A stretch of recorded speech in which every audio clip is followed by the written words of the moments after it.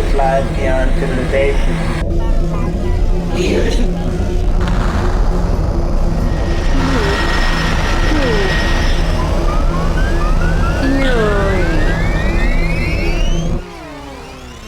The weird and the eerie.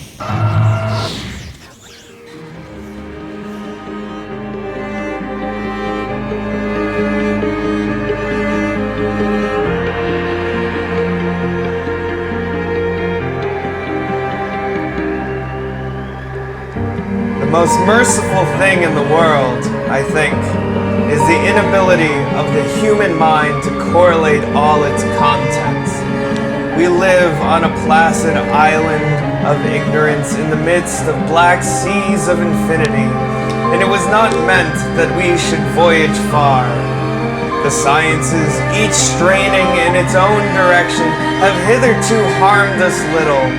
But someday, the piecing together of dissociated knowledge will open up such terrifying vistas of reality and of our frightful position therein, and we shall either go mad from the revelation or flee from the deadly light into the peace and safety of a new dark age.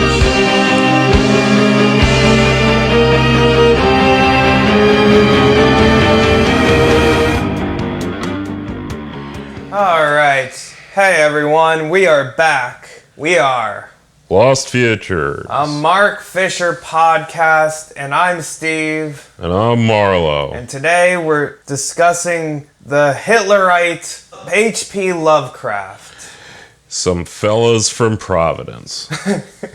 Howard Phillips Lovecraft. Yeah, so I think I was saying to you, it makes sense that we're opening with Lovecraft, that chapter 1 opens with Lovecraft, but it is sort of like a thing where I'd almost expect from another book, Lovecraft to be chapter 9, and me to just be kind of waiting to get to Lovecraft the entire time. Yeah, he starts out strong in the first chapter. Right. And the first chapter is the out of place and the out of time, Lovecraft and the weird. This is his first section of the weird and the eerie, appropriately titled The Weird. And yeah, it's a banger of a first chapter.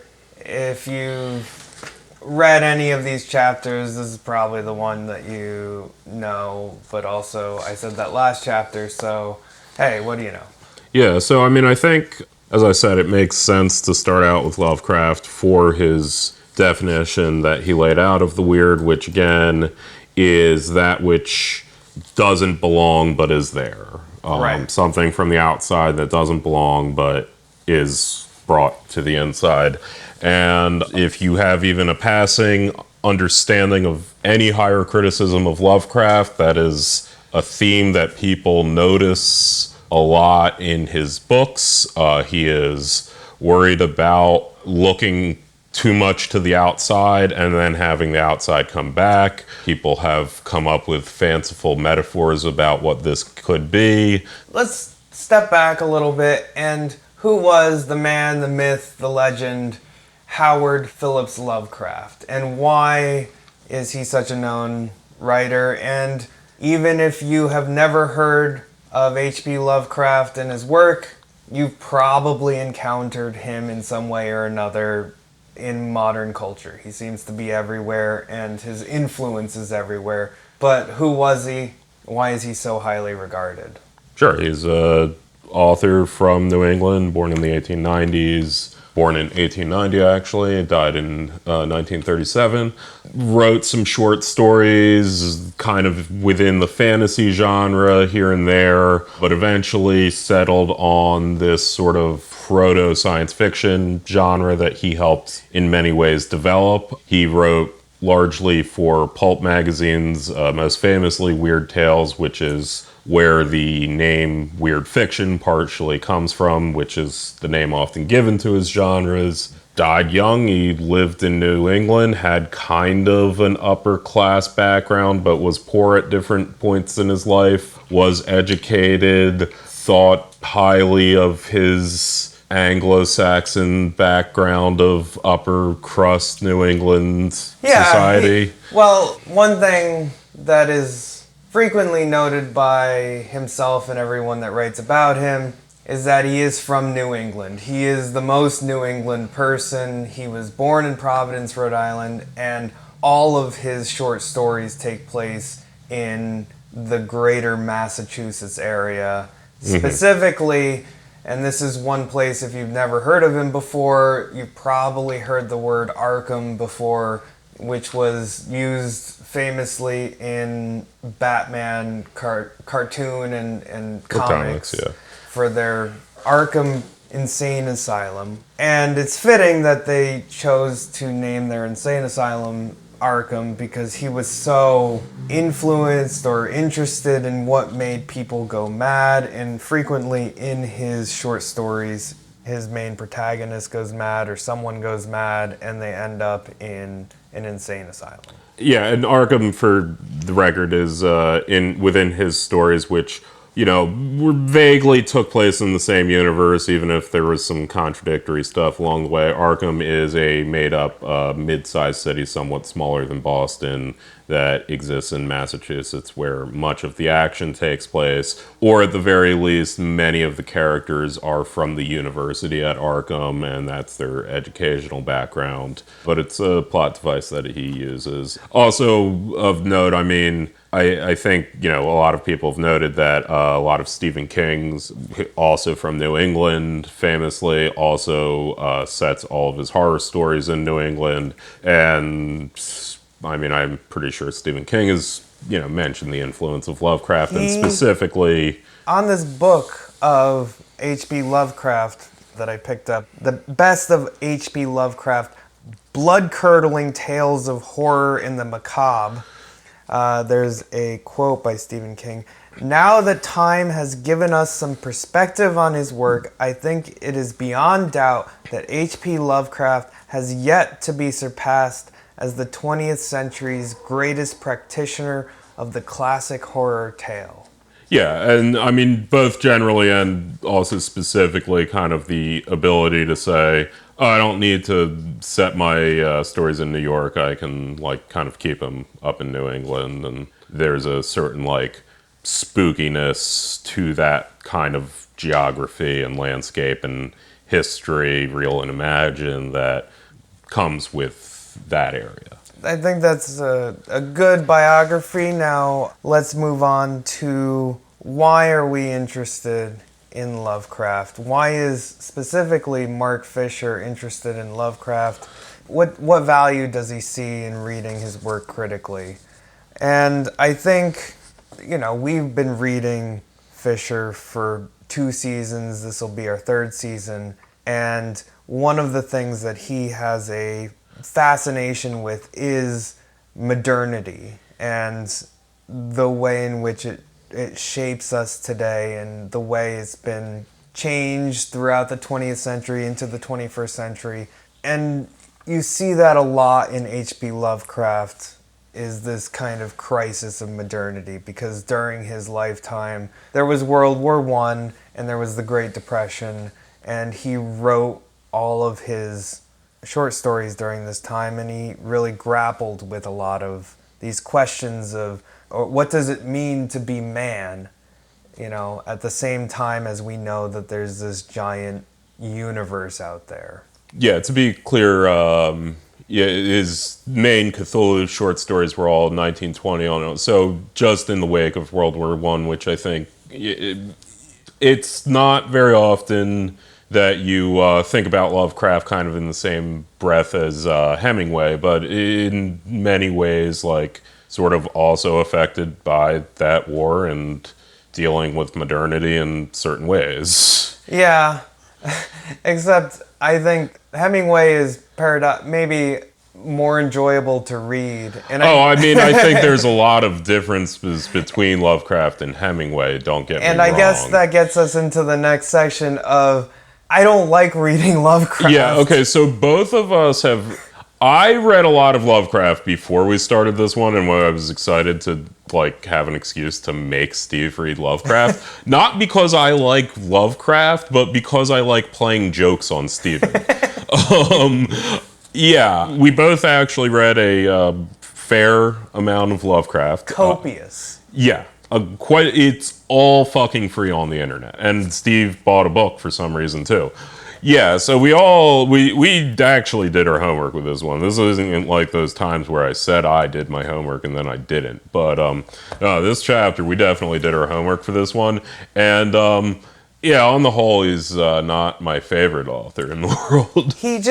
Okay, so if you're thinking of reading Lovecraft, tread lightly, I guess. Not because it's difficult to read. It is difficult to get through. It's not difficult to read. Yeah.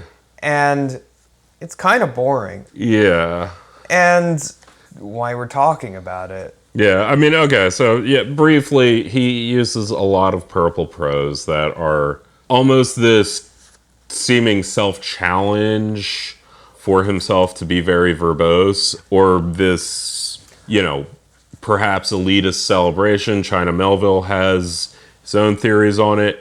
It should be noted that in Lovecraft's own days, other people made fun of him for it. We've found examples of that. But yeah, he uses a lot of very flowery language to essentially write stories about people reading books. Yeah, and in addition to his flowery language, he has an elevated diction to him, which gives me the impression that he only wants people who also are used to reading in the higher diction to actually be able to read what he's writing, and that itself seems like a type of elitism to it. I think there's a few ways to interpret very specifically Lovecraft's use of language. China Melville, in an essay of his we read, had put forth a theory that it actually helped in how he described the monsters in creating this almost confusing maze of words, which I thought was interesting. I think it's partially that. I think it's this, again, almost I'm looking at him in the same light as like even a T.S. Eliot or someone like that, of this purposeful elitism because you believe in a certain ideology of elitism and you believe in a certain level of, no, we should look to tradition and higher levels in building our art. And that's what I'm doing right now. Yeah, it's certainly a look to European models of like writings made for aristocrats and noblemen. Yeah. So I think there's a few things, but we will get to Melville, and we can kind of talk a little bit more in detail about that.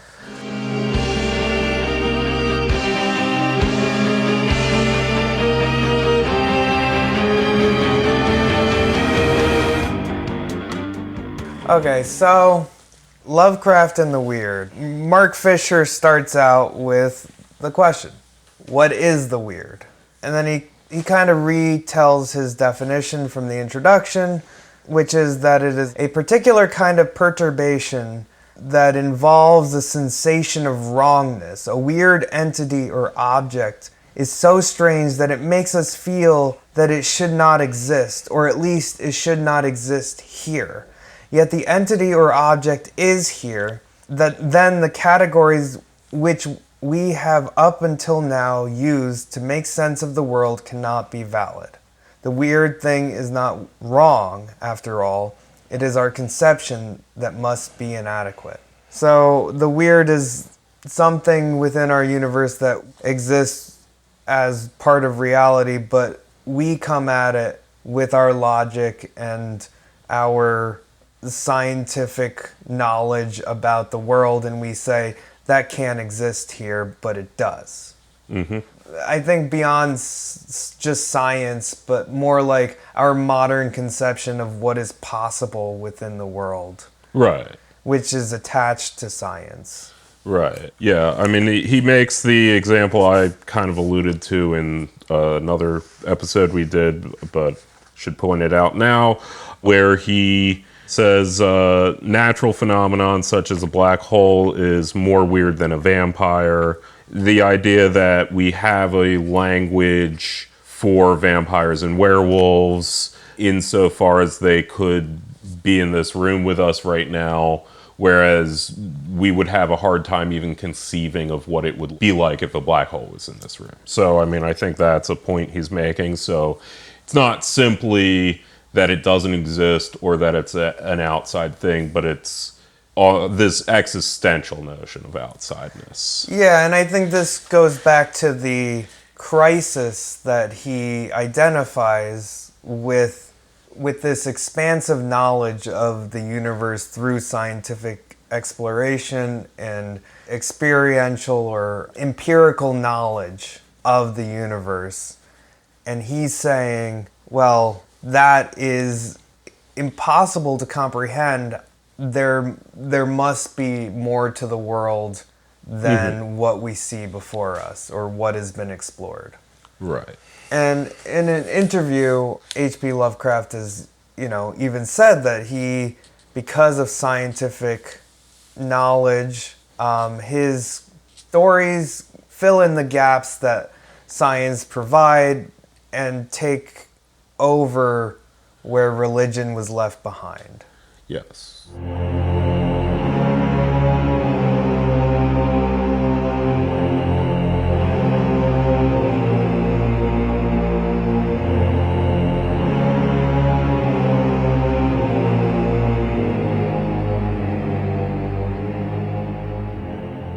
Anyway, he gets into a statement of Lovecraft I always think is important, which is, now all my tales are based on the fundamental premise that common human laws and interests and emotions have no validity or significance in the vast cosmos at large. This, I mean, we can even start to get back to our feelings about Lovecraft, because so often with Lovecraft, it's not scary in the way...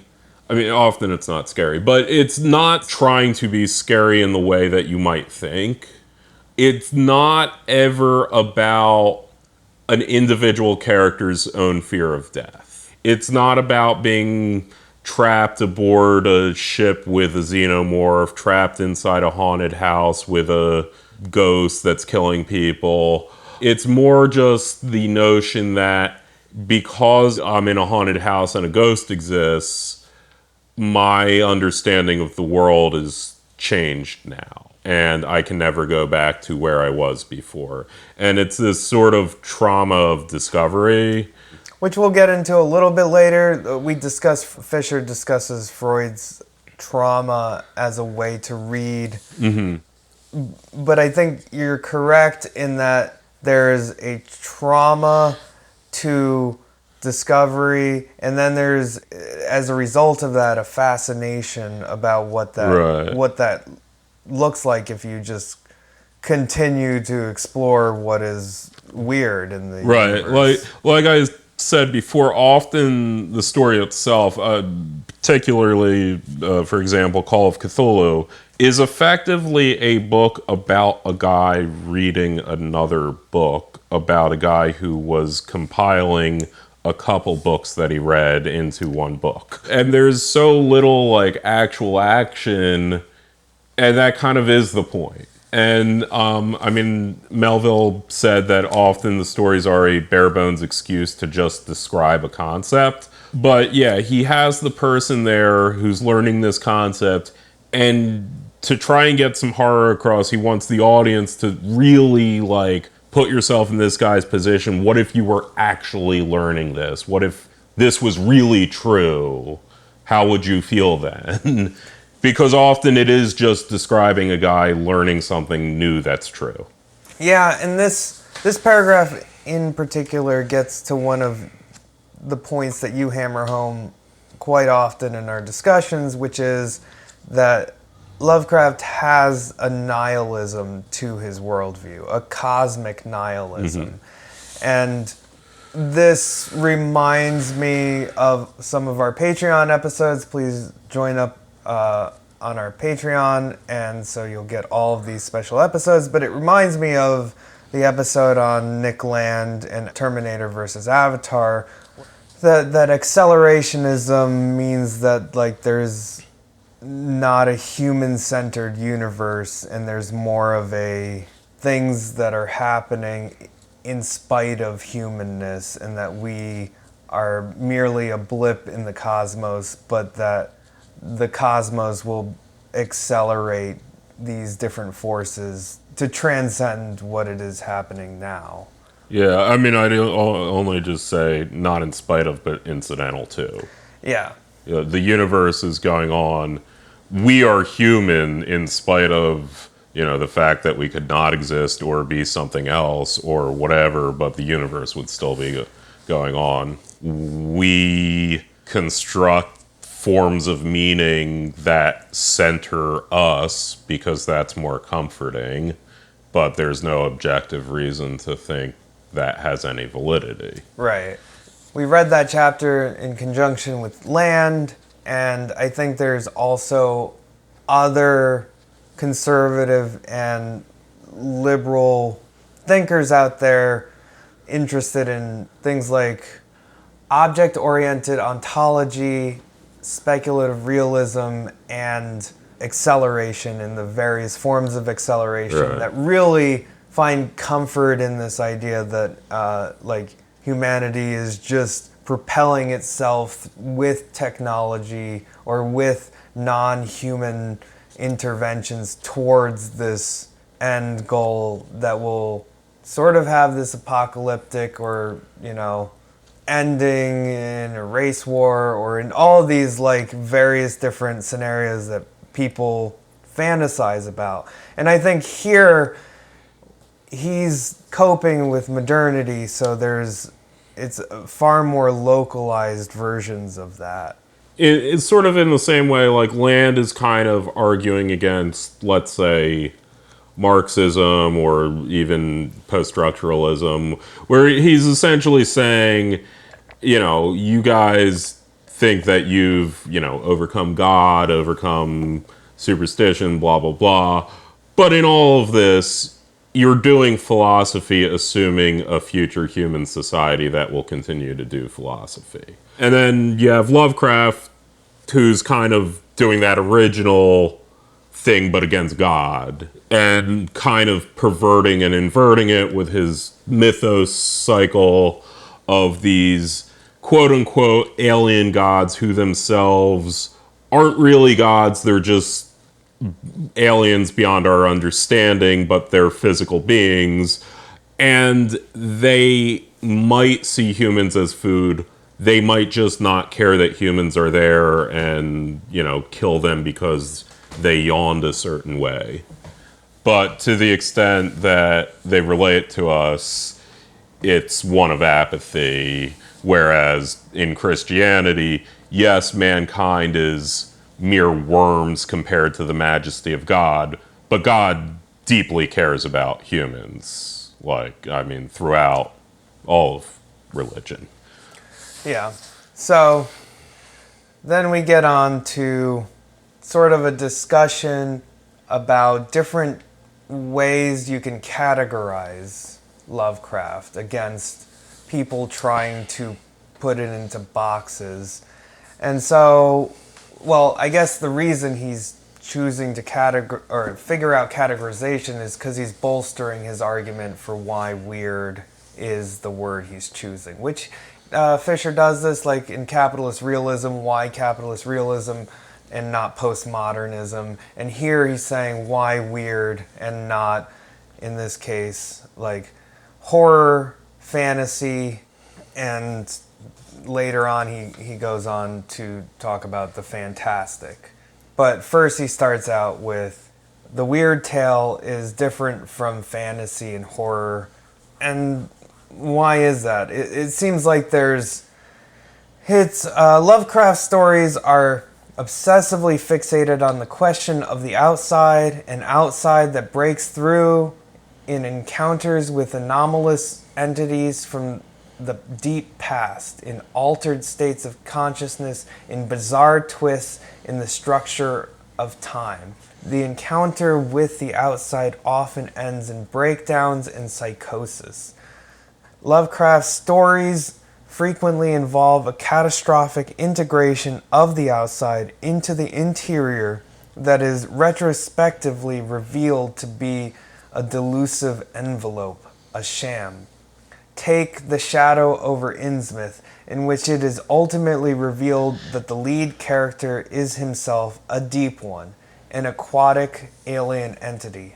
I am it, or better, I am they. So he mentions The Shadow over Innsmouth. We both read The Shadow over Innsmouth. It's... In my classifications of Lovecraft stories, that falls squarely in my fears about is miscegenation subgenre. Yeah. Lovecraft has a few archetypal story structures. That's one of them. Fun little tale. Yeah, the basic tale is a student goes to the New England town of Innsmouth. There he meets fish people worshiping a cult. He realizes that his great-grandparents are one of the fish people, and then in the last paragraph he transforms into one of the fish people. Yeah. I always like that one because, like, it had enough modernist accoutrement. Like, he rides a bus into town and stuff. Like, Yeah.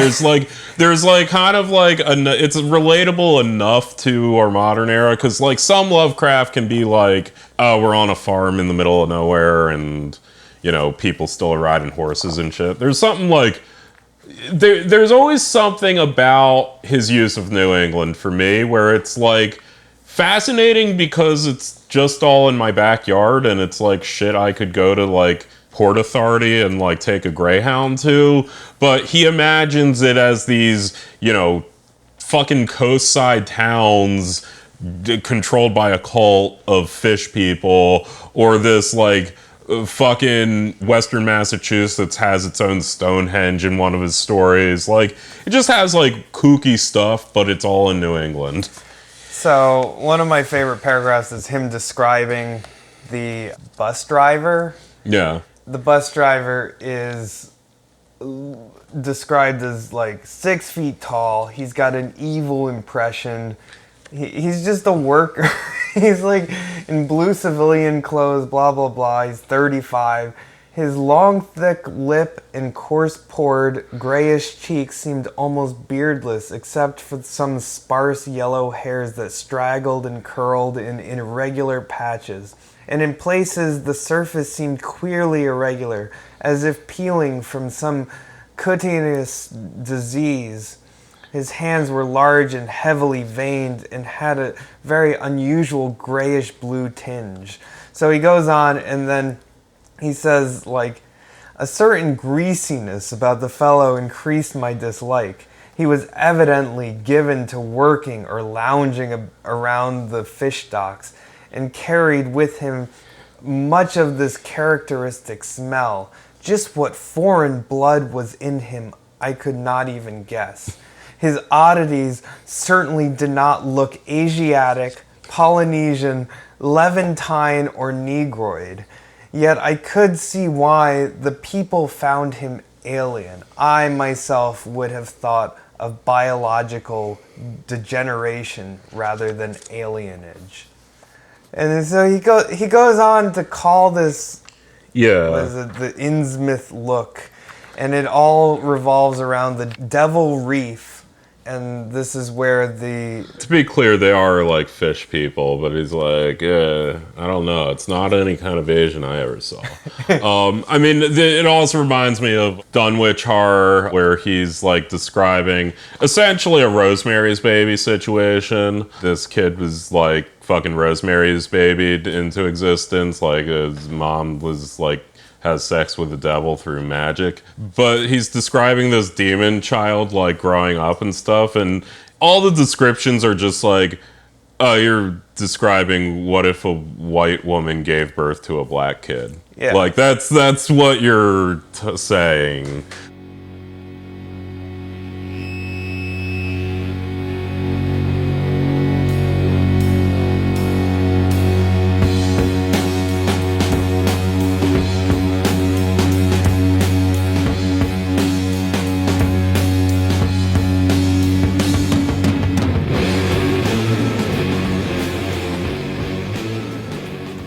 Yeah, I mean, yeah, we've been kind of dancing around it, but yes, Lovecraft is famously racist. I'm sure If you know anything about Lovecraft, you've probably heard that. He is right-wing for his time, in spite of an eclectic type of politics. But he was an Anglo-Saxon centrist person for his time, and that does come through in his literature, in his fear of the outside, in his reaction to modernity, which is at once the horrors of World War I, perhaps, but also in many ways a direct fear of the influx of immigrants. And has interesting and nuanced positions on Hitler.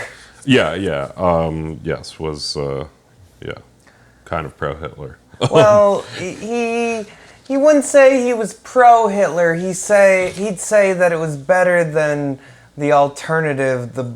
Germany needed to choose the lesser of evils to beat back the Bolshevism. Mm-hmm. And he has a long letter talking about how he thinks Hitler is stupid or whatever, but that he's just in there temporarily, and that once his usefulness is dried up, we'll get a new and better version of Hitler. Right. And let me tell you, dying at 1937, he got out at the right time in the stocks when it came to Hitler. Yeah, evidently towards the end of his life, he cooled on Hitler a bit. Like, it was specifically, I think, Kristallnacht that, like, upset his aunt, and then he stopped writing about Hitler, basically. But, yeah, like, he has these nuanced views on, like, race and Germans versus Anglos that he sort of disagreed on Hitler with, but otherwise I think he's would be seen as pro-Hitler today. Lesser of two evils. Right. Okay, so he's saying he's not a horror writer, but everyone calls him a horror writer, and he makes the point that it is not horror but fascination. Like in Innsmouth, in The Shadow over Innsmouth, he uses the word fascination over and over and over, and all of his characters just seem so fascinated by these fish people. And I think it's interesting Fisher chooses fascination, saying a lot of F's. But I also think there's something to Fisher saying that the weird can not only repel, but it also compel our attention. And I think there is something to that, where there's something compelling about his writing, and there's something compelling about his stories, even if I'm only trying to figure out how far he takes us into, like, this mythological world that he evokes. Right. Yeah, and I think here he's also bringing up Lacan, he's bringing up the idea of jouissance as related to fascination. So it's this notion of this compelled enjoyment towards the real, which I think gets into that sort of trauma and that sort of... It's not horror, because horror is, I'm afraid of a bad thing happening to me. It's more just like really trying to lay out this individual's break for us and try and get us to relate to this individual's, like, breakdown. Yeah, and it's interesting because I find it so hard to relate to any of his main characters.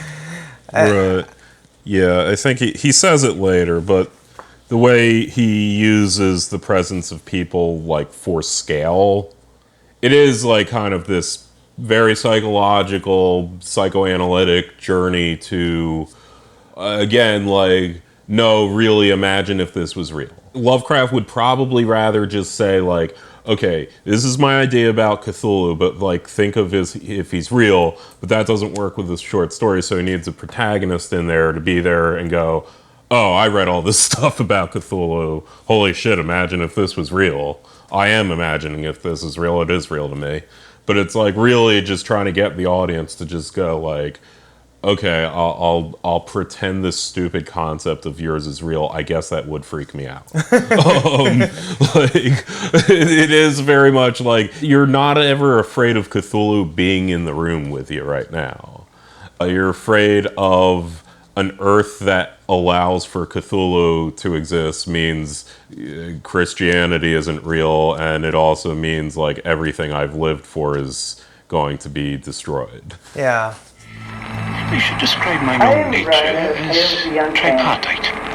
My interests consisting of three parallel and disassociated groups. A.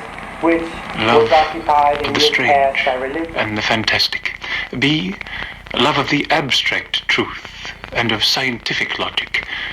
C. Love of the ancient and the permanent. Yeah, that was Lovecraft talking about his work. I know you can't see it.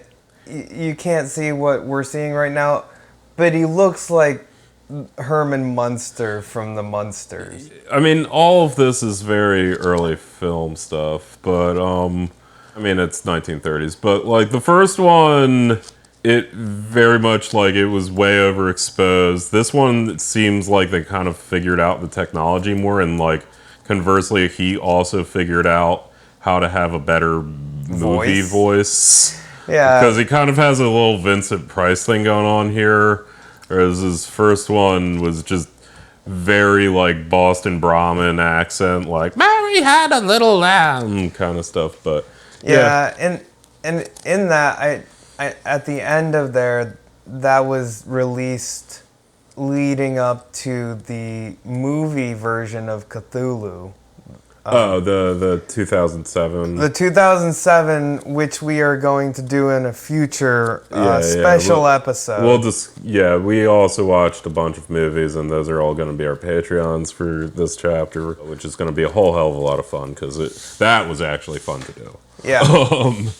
So he goes over what Fisher gets into next, which is the fantastic, or the definition of fantasy. And he starts out this section talking about Tsvetan Todorov, a French-Bulgarian structuralist lit critic who wrote Introduction à la littérature fantastique from 1970, in which he defines what it means for a work to be fantastical or fantasy, and he defines it as a suspension between the uncanny and the marvelous, which is to say that the resolution is between a naturalistic ending and a supernaturalistic ending. And so it has this sort of dialectic between the two. And Fisher's saying that in Lovecraft, there isn't that type of dialectic and synthesis happening necessarily.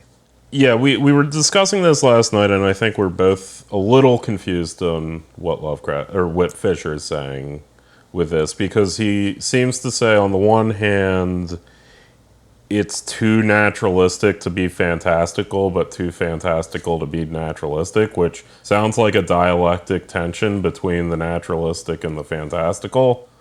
But I mean, the best I can kind of say is he's sort of identifying the type of proto-science fiction that Lovecraft is working in, and that is sort of different than the fantastic as it's being described here. Yeah, and I think what is sort of being alluded to by the end of this is that instead of it being dialectical, there's already an internal interplay, an exchange and confrontation that is already embedded within the world that Lovecraft creates, rather than specifically a world that is reality and a world that is the supernatural reality. Right. He's saying it's not an example of the fantastic according to Todorov, because on the one hand, the aliens are beyond our understanding, but on the other hand, the aliens are existing in nature and are not supernatural. We just don't understand them, and he seems to say that that is falling outside of Todorov's framework, is my understanding of what's happening in this paragraph. Right, and at the same time, he cites Maurice Levy, who put Lovecraft in a fantastic tradition of Gothic writers like Edgar Allan Poe, Nathaniel Hawthorne, and others, and he never really says whether or not he agrees with that, but what I think he's saying here is that those kind of always resolved within universe and really didn't have supernaturality happen, right? Like in Poe and in Frankenstein, for instance, the monster was made by a human. Okay, Lovecraft's emphasis on materiality of the anomalous entities in his stories means that he's very different than the Gothic novelists and Poe. Even though what we might call ordinary naturalism, the standard empirical world of common sense and Euclidean geometries, will be shredded by the end of each tale, it is replaced by a hypernaturalism, an expanded sense of what the material cosmos contains. Right, like you don't get an expansion of what the natural world is in Poe or in Frankenstein. Sure.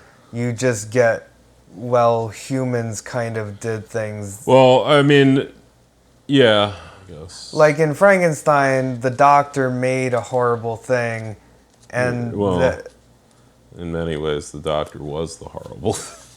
The doctor made a sweet thing and was horrible for making it, and then that sweet thing went and terrorized the people who then got out pitchforks and tried to destroy the sweet thing. Mm-hmm. And then we were left at the end of the tale with a universe that felt bad about what had happened because they made the sweet thing in the beginning, right? So it didn't really mean that now there's a whole world in which Frankensteins exist. It's, oh, here's a cautionary tale for what happens if we advance science to the point where we can animate. Yeah, the thing is with this paragraph, I mean, really the problem is he's kind of distinguishing Lovecraft without saying what he thinks the baseline is. He's saying, well, Lovecraft does this, but he never says what he believes the Gothic novels do. Yeah. Which is sort of what I'm trying to make sense of. Yeah. So that, for the record, is the issue we're having. And I agree. Also, I don't think there's something in that paragraph that clarifies it. So now he's getting into fantasy. So your Tolkien, your Lord Dunsany. As I mentioned, Lovecraft's earlier work was like pre-1920, was actually closer to like L. Frank Baum, C.S. Lewis, Tolkien. He actually had this universe of like this magical kind of medieval-y world that you can access through your dreams, and like people can kind of like do fantasy adventures in this shared dream world. But he, at a certain point, moved away from that for this weird fiction stuff. And he is stating one reason he believes there's a distinction between the fantastic, or the fantasy rather, I should say, and Lovecraft is first the materialism of Lovecraft, and second, the constant interplay, and it's what we've been sort of saying this whole time of the story really is made by the fact that it's supposed to take place in our universe. And that there might be, the city of Relaya, there might be, even a portal to another dimension, but there's constant interaction between our world and whatever fantastic thing he creates, so that even when Who's he here? Lovecraft. So that even when you are reading a book about a guy reading a book, the horror comes from the notion that it could be true in our universe. Whereas with Narnia, Oz, they do have a prologue and epilogue essentially set in our universe, but there is a very separate portal, and it is rare, if at all, that what happens in the other world happens in our world, or affects our world. So that is how he distinguishes from fantasy. Right. And as you said, he says here, Lovecraft ceased to be a fantasy writer and became a writer of the weird. Like after trying to invent a world, he kind of gave up. Yeah, or I mean, kind of had the idea of, oh, well, the dark gods exist on our world now. Yeah. And he uses the word eruption in multiple times here as part of the fantasy. It is well known that the truly fantastic exists only where the impossible can make an eruption through time and space into an objectively familiar locale. That was Maurice Levy. What Fisher proposes is that in his break from the tendency to invent worlds, Lovecraft ceased to be a fantasy writer and became a writer of the weird. Because as you said, that eruption was transplanted from this fantastical world, and the fantasy was internal to our world.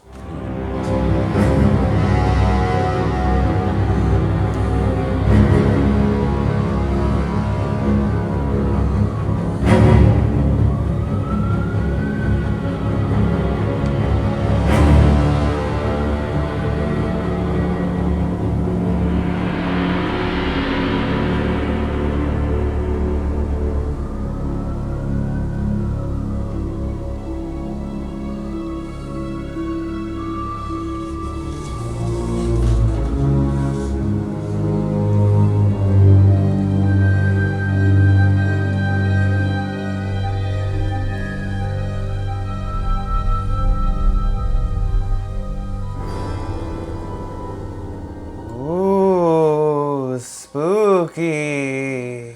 Okay, so we're coming to the last part of this relatively long chapter with references to two of the stories. Real quick, he is saying the thing I alluded to earlier, the use of humans in Lovecraft. So this idea, I think the words he uses, essentially Lovecraft uses humans for the same reason that a landscape painter might include a human next to a mountain as a sense of scale. So yeah, it is very much, as I said before, and I've been saying, and this is getting off of even China Melville's essay, most of his stories are just kind of a loose excuse to add a narrative structure to a scary thing he thought of. And ideally, Lovecraft would love to just be able to just be like, oh, imagine if, you know, Cthulhu existed, that he's this dark god that doesn't care about humans, that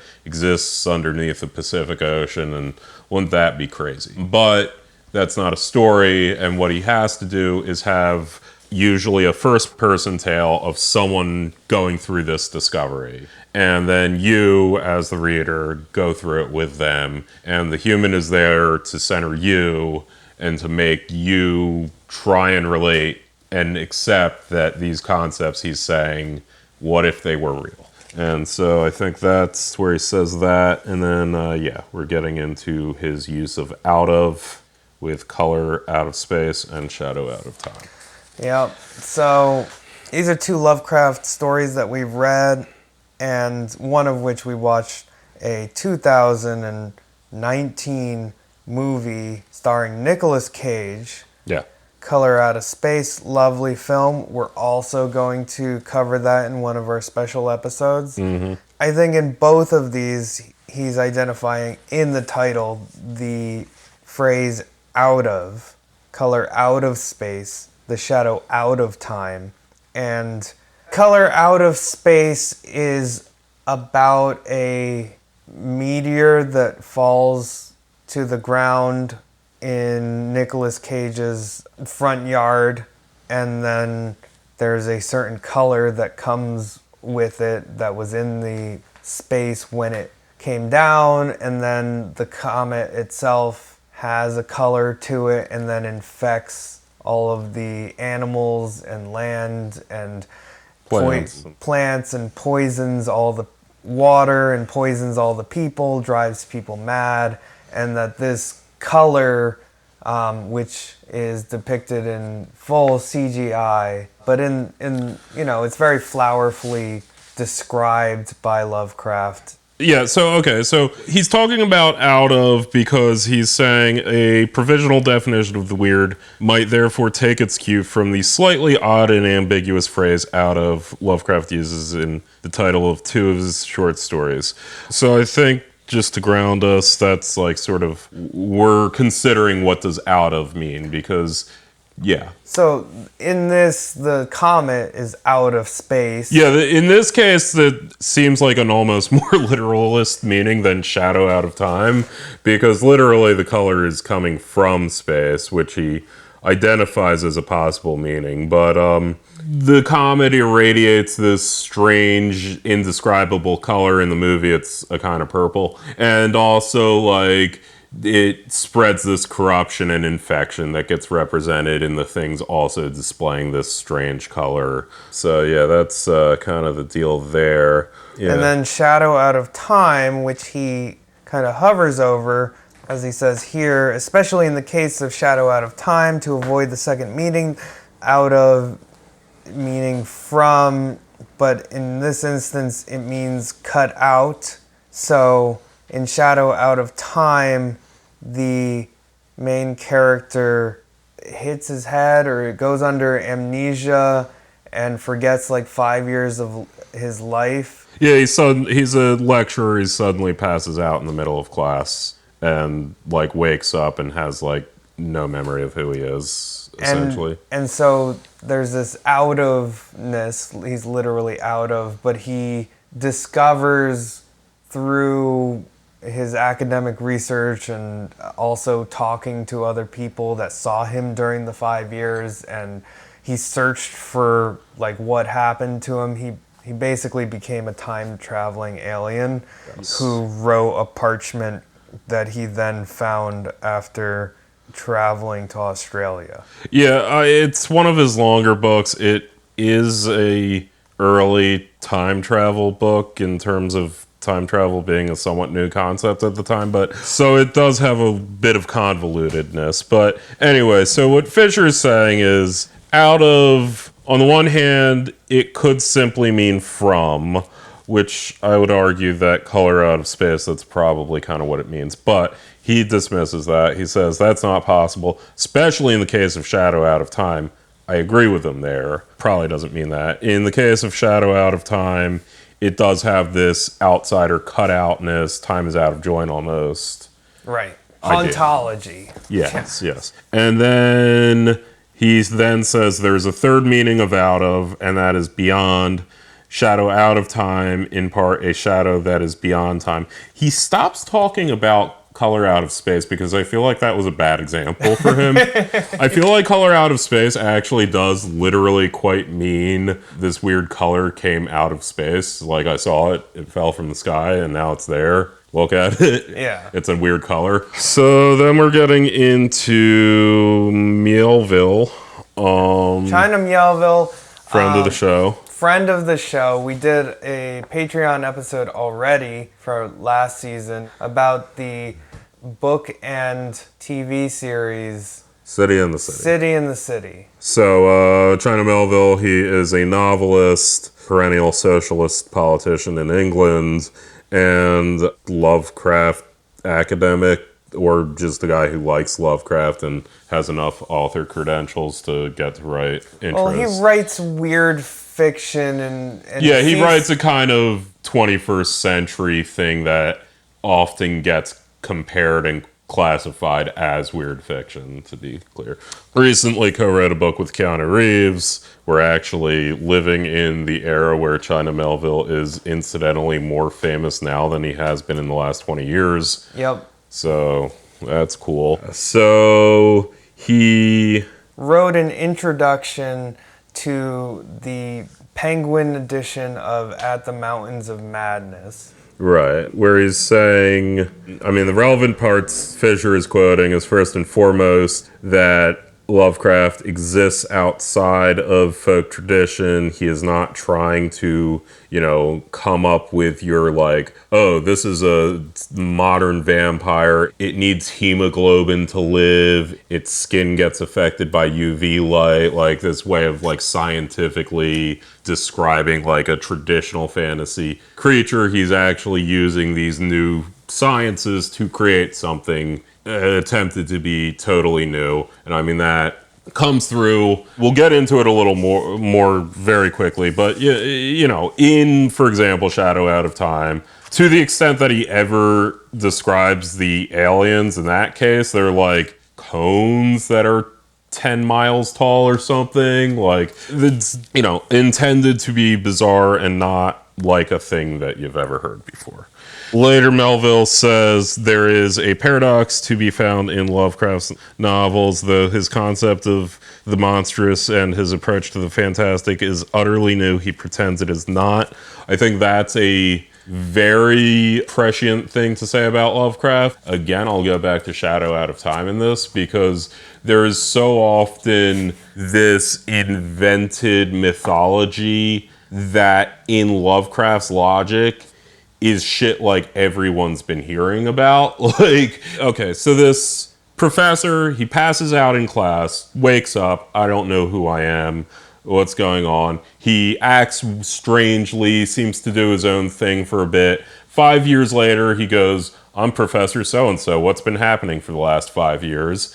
He talks to his friends, oh, you've been doing this weird shit, blah, blah, blah, blah. Then how does he find out what really happened? Because what really happened, to be clear, is he body switched with an alien that lived on Earth 20 billion years ago. The alien came to his time, switched bodies with him, dragged him back to ancient Australia where the aliens had a giant fucking city, and spent 5 years. How does he find that out? Because he has no memory of his time except through like fragmentary dreams and stuff. Well, what he does is he looks at the fragmentary dreams, studies some compendium of mythology that we're told exists. He goes to the Aboriginal people. Well, he finds that this is a meta myth that has been occurring throughout. Every culture has this myth of these aliens that switch bodies across 10 billion years of history. Right. He finds out that this very thing that has happened to him, this weird little nuanced quirk of a time travel story, is this thing that, like, from the Musulmen of the Arabian Peninsula to the Inkatuq of the Arctic to the Tanganyikans of Tanganyika, all these people have this, oh yeah, these fucking aliens, they can switch bodies across time. And that's how he finds this out. And there's so many examples. As Fisher's going to point out, the Necronomicon is sort of the example of that, where it's this object that is presented as so real that people have, as a trope, regularly called up the British Library asking for a copy, even though it's a wholly fake book. So that's like kind of a thing of there are these secrets, but at the same time, the way Lovecraft presents it is, oh, well, of course you've heard of this before. And it's sort of, again, this way of trying to take his audience into this path of discovery where they can experience some of this character's trauma as they go through this path of discovery. Everybody's been saying there are these myths. Yeah, because as much as we need you to believe that this doesn't just happen in Lovecraft's New England, but your New England too. It thus appeared that while my special kind of affliction was prodigiously rare, instances of it had occurred at long intervals ever since the beginning of men's annals. Some centuries might contain 1, 2, or 3 cases, others none, or at least none whose record survived. The essence was always the same. A person of keen thoughtfulness, seized with a strange secondary life, and leading for a greater or lesser period an utterly alien existence, typified at first by vocal and bodily awkwardness, and later by a wholesale acquisition of scientific, historic, artistic, and anthropological knowledge. An acquisition carried on with feverish zest and with a wholly abnormal absorptive power. Then a sudden return of the rightful consciousness, intermittently plagued ever after with vague, unplaceable dreams suggesting fragments of some hideous memory elaborately blotted out. That's from Shadow Out of Time. Yeah. So, and that was just a random page I opened because he just kind of says that for like pages and pages, as though we didn't get it the first time. mm-hmm. But yeah, the Necronomicon shows up in that and in so many other that people just started writing books about that. I'm sure that's another thing that you've probably heard about. And whenever the Necronomicon comes up in the context of Lovecraft, it's always something that every professor has heard of. Yep. It's always something. Yes, of course, we all know about the Necronomicon. There's a copy of it at Miskatonic University. Super spooky. You can't read it. It's too scary. You can go there. You can try to read it, but if you read it, there's a good chance that you'll end up in Arkham Asylum or whatever in like 3 years' time. Mm-hmm.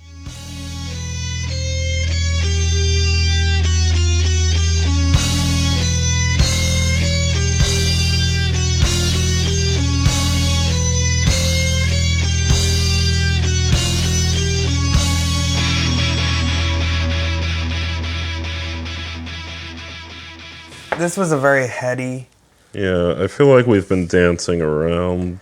Well, it starts with the most important, I think, historical materialism part of this that China Miéville lays out, his theory that it is First World War that kind of gave rise to traumatic break from the past. And once again, we get this pseudo-political bent to Fisher's writing and China Miéville's interpretation of Lovecraft, which is that this allows for the new to emerge. And I'll say it again, in Ghosts of My Life and in Capitalist Realism, Mark Fisher seems very fixated on trying to find the new. What is the new? What does it mean to seek out innovation, creativity? What conditions lead to people having more creative aspects in their life, freedoms in their life? And here, I think he's interested in Lovecraft because of exactly this reason, that there is buried within all of the racism and conservatism, there is an attempt to seek out something new when it was thought that everything had already been old hat. Mm-hmm. And so he brings up Freud, who is also somebody who was dealing with these same conditions of modernity that Lovecraft was working within at the same time, dealing with, a Cartesian philosophy of the mind, and then the Kantian belief in the sublime, right? Mm-hmm. And the transcendental structures by which we can, that time, space, and causality govern the perceptual conscious system. One way, and this is Fisher, one way of grasping the functions of the unconscious and its break from the dominant models of time, space, and causality was through studying the mental lives of those suffering from trauma. So, yeah, like the idea that psychoanalysis was trying to do philosophy by studying people who fit outside of the normal, the boundaries of what is normal. And in this, I think Fisher reads into Freud this attempt to find the new, what is beyond our capabilities, what does the schizoaffective mind have to offer to our reality. And I think you get that more in his politicization of Deleuze and Guattari's philosophy of schizoanalysis. But this idea that we need to generate the new or else we're going to fall. And this is both the generator of a capitalist society and also the thing that keeps us from moving beyond a capitalist society. So he sees Freud as this modernist attempt to take the mind and find out what's new in there and to study it and apply scientific things to the inside of people's thoughts and minds. And that what Freud found was sort of this Escher-esque image and sort of a things are disjointed and not quite exactly parallel or straight lines, and instead you have these weird geometries which Lovecraft is also echoing with his fixation on non-Euclidean spaces, which, as you point out, is just kind of a curvy Mobius strip. Nothing is quite straight. Yeah, that would be the best way to describe at least what he means, if not necessarily what the term actually means. But if anyone's a nerd, and I actually do know what that means, but yeah, I can see that. I kind of like the idea of the outside is not empirically exterior, it is transcendentally exterior. That kind of stood out to me as, again, kind of getting to this notional idea where it's not just the physical, it's the meaning and the destruction of the meaning that this physical intrusion is doing to you. Yeah. It's the trauma of learning your significant other is cheating on you. It's the trauma of, I built a world for the past X number of years based on something being true, and that thing is no longer true.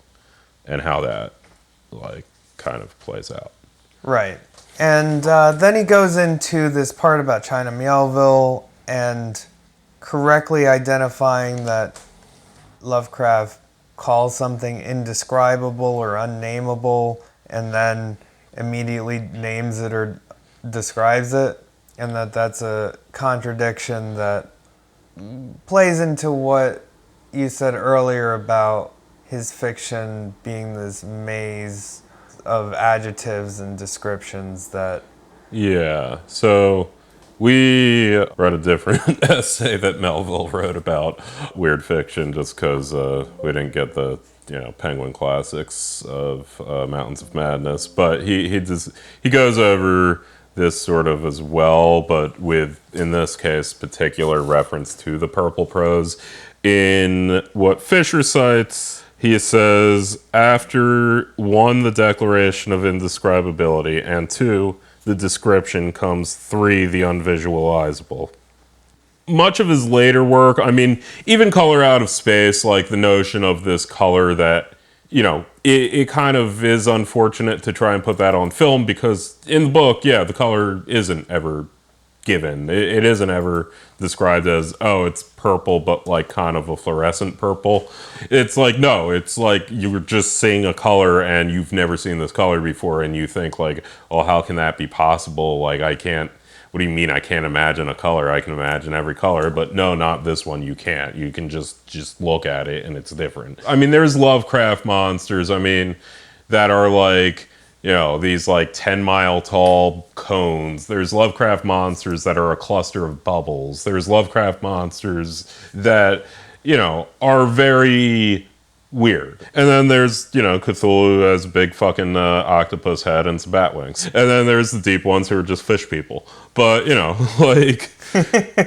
Following that, he declares the indescribability, then he gives the description, and then says it's unvisualizable. Right. And here he references an old friend of the show, Graham Harmon, who wrote a book called Weird Realism, Lovecraft and Philosophy from 2012, where he expounded, and he was writing at the same time as Fisher and as Miéville, and so Fisher's, I think, philosophically far less in line with him than in Miéville. But yeah, Graham Harmon developed the idea of speculative realism, which followed him leaving his job as a sportscaster to pursue a PhD in studying Heidegger. And then he wrote a bunch of books and gave a lecture series, and now he's kind of a lib. But yeah, he just got super into Heidegger and the question concerning technology and objects and how humans are not the center of the universe, and that really by studying the nature of objects and how they work outside of humanness, we can speculate on what the realism is without centering humans, I think is a summary.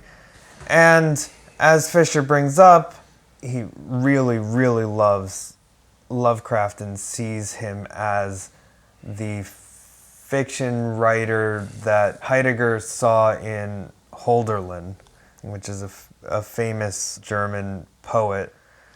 And he was contemporaries with Schelling and other German idealists.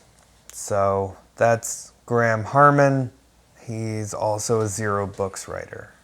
So what is Graham Harman doing? He's saying that Lovecraft uses cubism and cubes as a futurist technique, and brings up the fact that there are objects of loathing that are always coming up in Lovecraft. As Fisher notes, even if he was hostile to it, Lovecraft recognized that modernist visual art could be repurposed as a resource for invoking the outside, which I think is a good point. That he was haunted by modernity, but he also used the tools of modernity to describe why he was haunted by it. Which, I mean, again, I mean, even going back to Hemingway, or even post-modernity, I mean, in many ways you have these postmodern authors who are railing against the postmodern condition, but, they're writing postmodern literature. You had modernist authors who, were haunted and alienated by modernism and were still writing modernist stuff, either from a more liberal or more reactionary, your Hemingway or your T.S. Eliot kind of approaches. But I think that's a common thing that a lot of these people that we classify as modernist or postmodernists often find themselves in. Right. Which brings us nicely to the question of postmodernist fiction that he brings up in the last couple pages, which is to say that, like a lot of postmodern writing, such as Pynchon and Borges, you have this partial or fragmentary ontological status that means that you're always kept from knowing the whole truth about someone purposefully, and at the same time there's this world within a world, or intertextual world within multiple stories, that you have to read all of them in order to try to get glimmers of what the whole world looks like. Yeah, or I mean, not, because not all of the details are important to the story, but they're still there. They're like lore. I think of it as kind of our kind of vulgarization of this as being like the lore of, even in celebrity culture, when you have somebody's backstory, but you don't get the whole story of somebody's. Yeah, I mean, the contextual narrative that's present in FromSoft games like Dark Souls, Elden Ring, also, I mean, not a FromSoft game, but Hollow Knight as well, where there's no singular point at which the narrative is given. It's more or less told to you in often contradictory or subjective ways that either contradicts something earlier information or provides a different context for it, or what have you, that sort of unfolds as you explore, as kind of a thing. But yeah, as he says, the Necronomicon people asking for it, and Lovecraft generates a reality effect by only ever showing us tiny fragments of the Necronomicon. It is the very fragmentary quality of his references to the abominable text that induce the belief in readers that it must be a real object. Imagine if Lovecraft had actually produced a full text of the Necronomicon.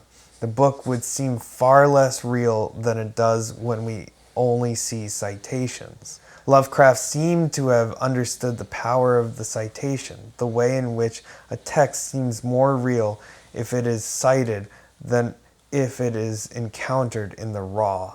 I mean, also makes me think of the footnotes in Infinite Jest, as well as a storytelling technique. Yeah, certainly there's a world-building way of kind of excavating information in order to only half get a story, or at least try to infer a story without being told a story. Yeah. And I think the legacy of Lovecraft is a lot of people taking and knowing more about his mythos than the stories that he actually wrote. Oh, yeah, definitely. And towards the end of Fisher, he talks about how there's this expansive, like, universe of other writers writing within what they project into a Lovecraftian world. Yeah, which was happening when he was alive. I mean, it was called the Lovecraft Circle, where basically orbiter authors around him. But then, like, was passed down through the generations. There's also, I mean, different video games, a few of which are actually, I think the Call of Cthulhu RPG is actually considered a classic. But, yeah, there's different things like that as well. But, yeah, I mean, or just, I mean, incorporation in... I mean, I think one of the ironies of Lovecraft being separate from, like, Tolkien and fantasy is the degree to which the Dungeons and Dragons universe had, like, very explicitly in the 80s, they released some modules, specifically just like, here's our Lovecraft shit. And, I mean, the interesting way that the word eldritch has changed over time, because when Lovecraft used the word eldritch, it was just an old-timey word that meant weird. It was just one of a million fucking, why didn't you just write the word weird, you pretentious cock, words that Lovecraft used. Today, it specifically means a thing with a bunch of tentacles that looks like a Lovecraft monster. Like, today, it is itself like a word for this trope that was Lovecraft inventing the new. So, yeah, it's interesting. Yeah, and I think that's where we'll leave it today, and we'll give you some of Lovecraft in Brooklyn. All right, see you next week, where we're going to talk about H.G. Wells. Yeah. All right, see ya.